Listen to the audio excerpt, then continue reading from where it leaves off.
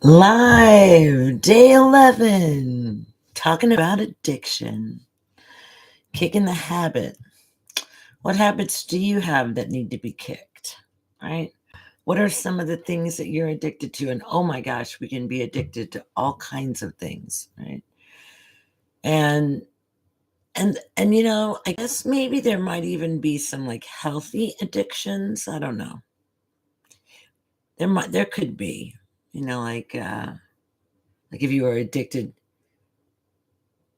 I don't know, like being addicted to brushing your teeth. I don't know. Could that not be good for you? Maybe you could brush the enamel off of your teeth if you brush them too often. So I guess maybe addictions are like going over the edge, going too far, taking it too far. And I think that's probably something to think about when we talk about changing our lifestyle. Um, to make sure that we're not doing things like being irrational. Like you heard about throwing the baby out with the bathwater, right? It's like all or nothing. And I think that sometimes I have been like that myself. Where when I was adopting an idea or I was learning something new, I was like embracing all of it, and it was either all of this or none of it. And I learned that, and I don't think it was like right away, but I did learn over time that everything is in moderation, that we can get way too far over onto one side with anything. I think it's really important to pay attention to balance, right? So look at who it is. It's Lisa. Hey Lisa, can you hear me? I bet you can. So I think that addictions are where we go past that point of moderation, and we get into those areas where it is abusive. And when we get into abuse, we talk about where we're looking at something that is not healthy. It's not healthy for us, because we can have all kinds of relationships with things. We can have relationships with, well, alcohol or tobacco, marijuana. We can have that kind of relationship with those things that, we enjoy them at times. And however, they're never anything that we are like enslaving to. I guess I was thinking about this the other day. Interesting that I'm talking about this with you now. But I was thinking about what I'm a slave to, and I'm definitely a slave to my addictions. I'm a slave to my addiction to sugar. I can tell by how I think about sugar, how I romanticize sugar in my mind, how I've been taught to romanticize sugar and think of sugar as like treats and good things for me and things that I get, if um, as a reward, you know, cupcakes and donuts and sugary sweet things or whatever.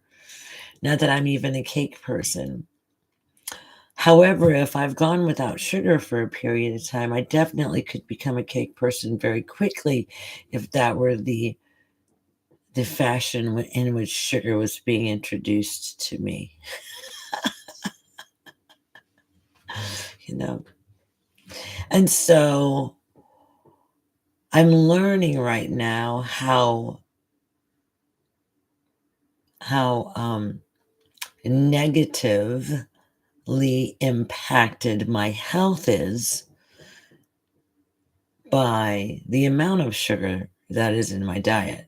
And I don't really eat a lot of sugar. And I came into the awareness that I was drinking in the morning with my coffee. I was having a little sugary cocktail in the morning when I was drinking my morning coffee. And I was having, some of those vanilla flavored, naturally flavored non-dairy creamers that I was flavoring my coffee with, and I've since then changed that. I'm no longer having non-dairy creamer in my coffee. I am putting in organic half and half, and I have no longer putting anything that's sugary or sweet in my coffee. And so I am putting in some MCT oil, and so it's not sweet in the morning. However, it's a taste that I'm acquiring, and so I'm learning that I can change my taste buds too. Like, I'm learning that I can change my preferences. I'm learning that I can like something new, right? Or something that maybe in the past I wasn't all that excited about. Let's see who's in here. Um, I see Lisa's here. Hi, Lisa. Yeah, sugar is such a tough one. Hi, Donna. Right? Yeah. We totally have been conditioned to treat ourselves with toxic rewards, right? Yeah. And like I was telling Bob, like even with a dog, it's a treat. But I guess maybe his stuff is better. His treats are probably better. I mean, they're not like sugary things. We're like I make sure that he has good treats. But like when you think about it, like ice cream, or you get a treat, or usually it was like some kind of sugary something. Like ice cream used to be a big treat, or getting cake, or any kind of sweet. Yeah. So we definitely have been conditioned to treat ourselves with highly toxic food, and it's getting more and more toxic. So as I've been going down this rabbit hole of my health and well-being, I'm learning things about, the food that I'm eating. And I just want to say to you, the more processed the food is that you're eating, the more likelihood that it has toxins and chemicals in it that are very, very difficult for your body to digest and to manage. And, kind of like weaken your immune system. So if you can get away from processed foods, and eat more whole foods, that would definitely be beneficial for you. And eating like more fruits and vegetables and things of that nature would probably definitely be more beneficial to you than eating processed foods. Something that I'm definitely looking at in my own life, right? So I'm paying attention. I mean, I took a look at what was in my creamer, and I decided that I didn't really need all that stuff in my creamer. I made it very, very simple. I just put cream in my coffee, and now I put a little bit of MCT oil. And I know exactly what's in my coffee, and it's delicious. And the other day, I made for myself salad dressing, because I looked at all of the salad dressing in the grocery store, and it was either soybean oil or it was canola oil. And I'm looking for avocado oil or olive oil, and organic, definitely for sure. However, I was able to make my very own salad dressing with organic avocado oil, and I used organic Italian seasoning with some garlic and some onion powder and some salt and pepper, a little splash of lemon. Oh my gosh, and vinegar was so delicious. So delicious. And I'm like, okay, that's it. From now on, I'm making my own dressings. Right? Because our food is not safe for us anymore. And so it's actually just getting easier and easier to just make your own stuff. It's actually easier than reading all the labels in the grocery store. Really, seriously. Just learn how to use spices, learn the culinary arts, right? Make your own food. Actually, I'm really excited about. Oh, look! Speaking of make your own, look what I got. Make your own. The body book. This is recipes for natural body care. So this has like scrubs and all these things you can just make yourself. Masks, right?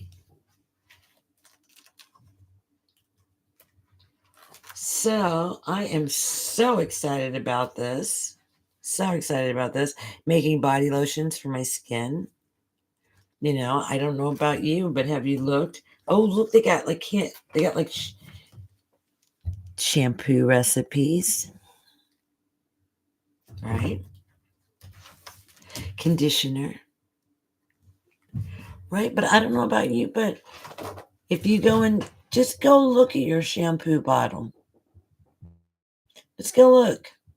See how many ingredients are on your shampoo bottle. It's an astronomical amount, and it's a lot of chemicals. And let me just say this is where your brain is. Your brain's right underneath here. So pay attention. Pay attention. That's one of the reasons why I stopped dyeing my hair, because I can remember how it used to burn. It would burn. I can remember my scalp like burning. And I was like, wow, if that's actually like burning my scalp, it's probably not good for my skin. It's probably not good for my scalp. Probably not good for my hair, you know? And I stopped dyeing my hair. Anyhow, what about the shampoo that you're using? Healthier shampoo, right? Let's see here. What's going on? I see there. Yep. Hello, Donna. I know sugar is a big thing. Coconut sugar. Yeah, it's nice because it's light. It's sweet, but it's like lightly sweet, right? Yeah, asking me how I'm doing with garlic sensitivity. My chiropractor asked me to not eat garlic. And so I am not cooking with it. Um, yeah.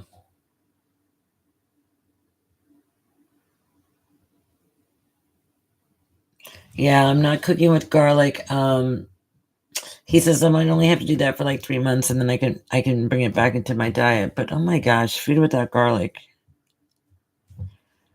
I mean, you just get to build a relationship with other spices.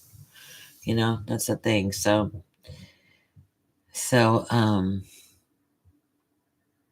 yeah, yeah, yeah. Uh, I used Yes, I did use garlic.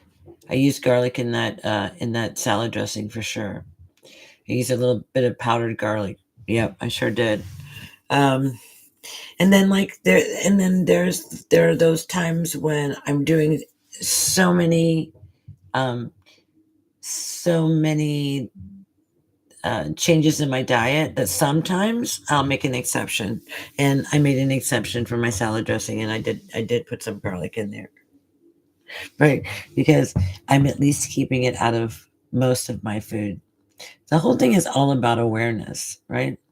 And then just I'm trying to figure out how fantastic and amazing I'm going to feel once I unlock the code of my body.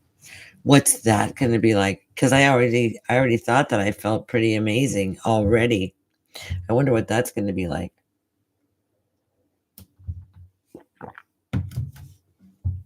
I don't know. I can only imagine.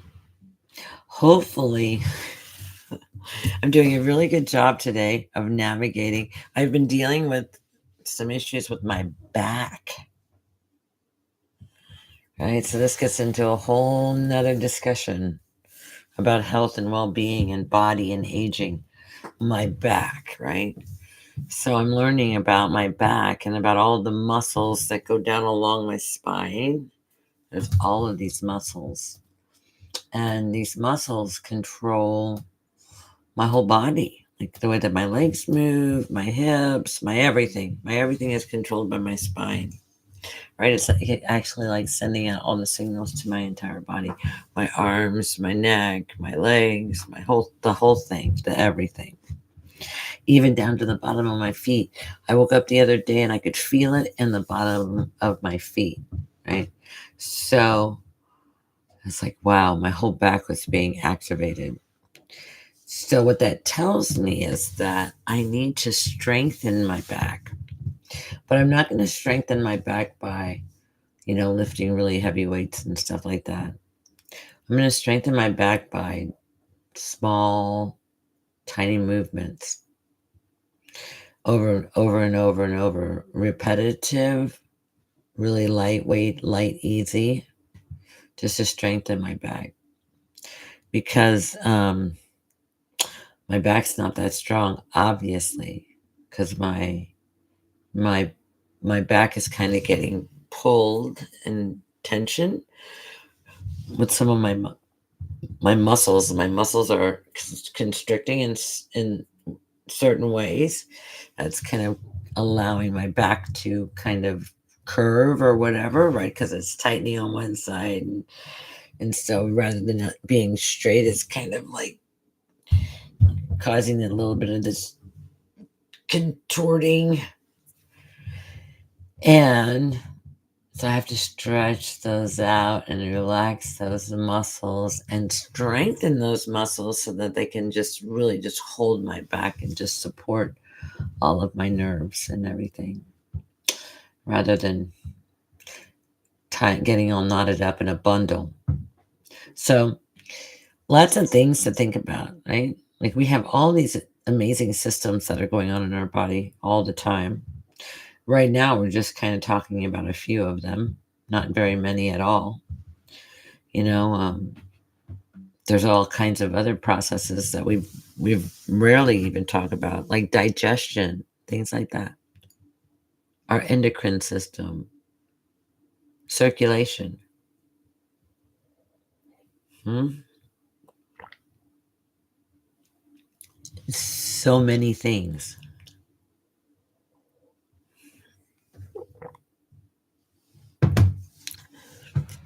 But right now, let's focus on our addictions.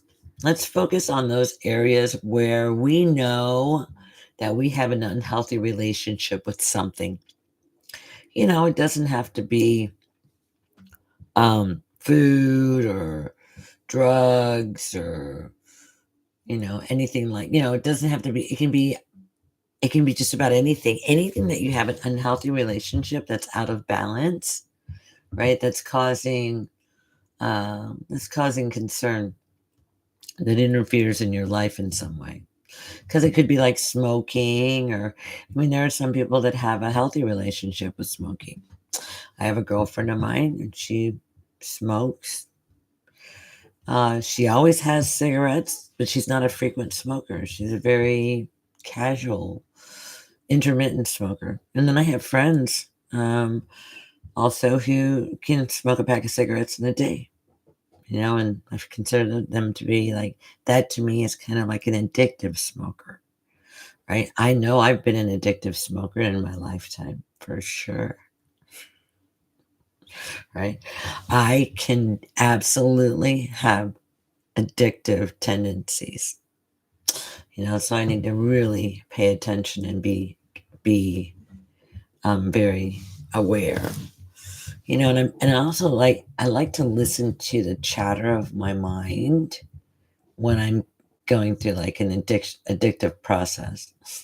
Like when I'm when I'm looking at that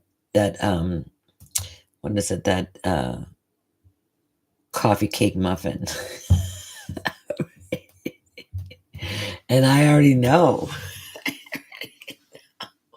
right? But I'm trying to negotiate it. And I know that that's my addictive, that's just that part of me.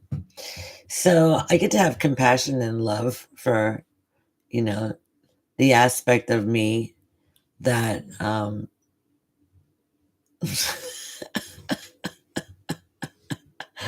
that's pretty funny. And then there's also this whole thing where we also get to the point where discipline and our focus and our intention outweighs the addiction. And when that actually happens for us, then everything is really easy. It's not even like a fight anymore. It just kind of falls away. We just don't have any desire for it. You know, that's when it's really, really beautiful. When it just falls away, I just don't want to do it anymore. I just, like, oh my gosh, well, that cake could sit there all day long and I want to have nothing to do with it because it just doesn't appeal to me, you know. When that happens for you, that's when it's really, really beautiful, you know. That's when it's really beautiful. So sometimes, we have to go through the struggle of being disciplined and making that choice for ourselves. You know, sometimes we can give ourselves a little bit of grace, right? And then sometimes it's really about nope, nope. It's time to hold the line and be committed, and no, this is just, there's no exception, we're just going to do it this way, and sometimes that's the way that it needs to be. But it just depends on where you're at. I mean, so yeah, addictions, I've dealt with my own addictions. I've watched other people deal with theirs. I've helped people navigate their own addictions, and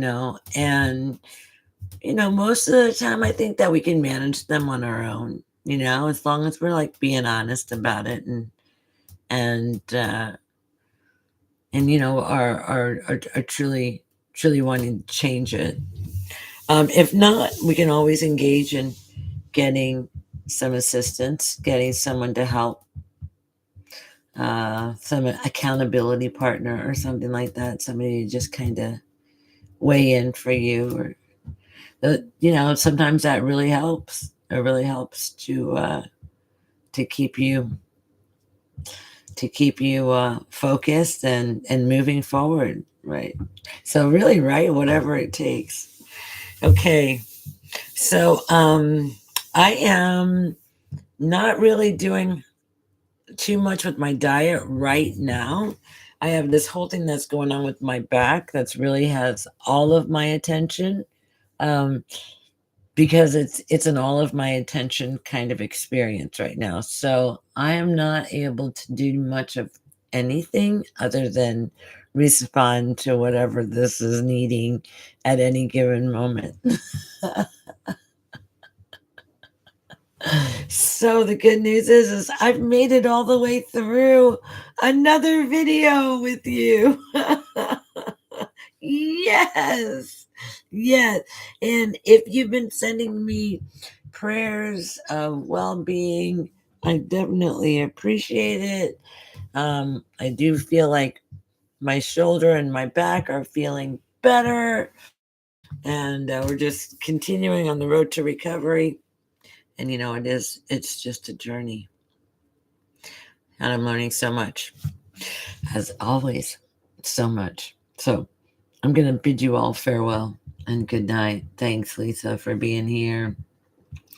And yeah, be loving to yourself, be kind to yourself, and just, acknowledge the fact that you're doing the best that you can. We all are. All right. Have an awesome, evening. Have an awesome day. Have an awesome whatever. And good night, Donna. Thank you for being here as well. Love you guys. Take care. We'll see you again soon.